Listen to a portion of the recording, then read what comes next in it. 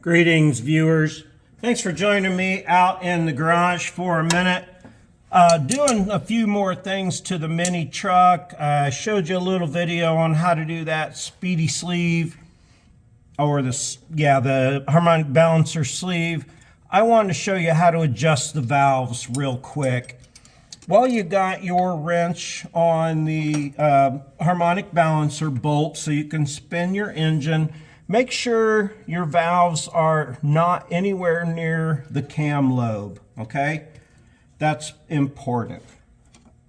Remember, your exhaust valve expands more because it's hotter, so the higher number, the 0.012 or 0.008, or it is 20 millimeters or 0.008 inch, the small number, that's the intake valve.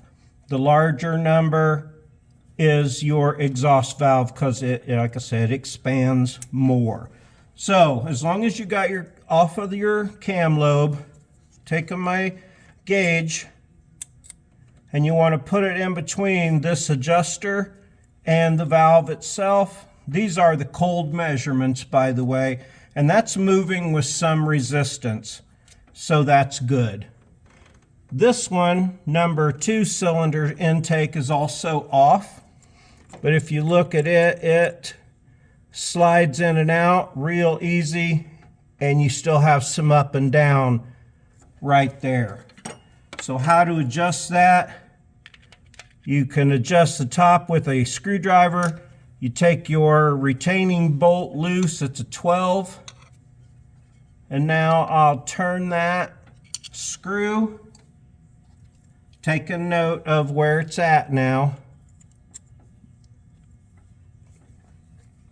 That was a hair too much, but that's not quite enough. Right there is where it's good. Now I leave my gauge in there. You hold your adjuster with your screwdriver and then bring your adjusting nut down. Hold your screwdriver against it and crank it real good and tight. And then after you've got it, test that again. And that's got some good resistance on it. You do the same thing on the other side.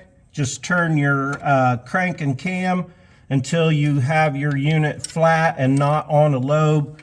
Test all the ones that aren't on the lobe at the time, and then spin your crank and do it again. So that's how that's done.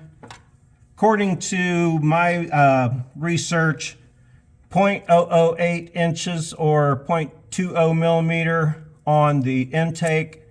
It's 0.012 inches. And I can't read the bottom part on this feeler gauge because it's wore out.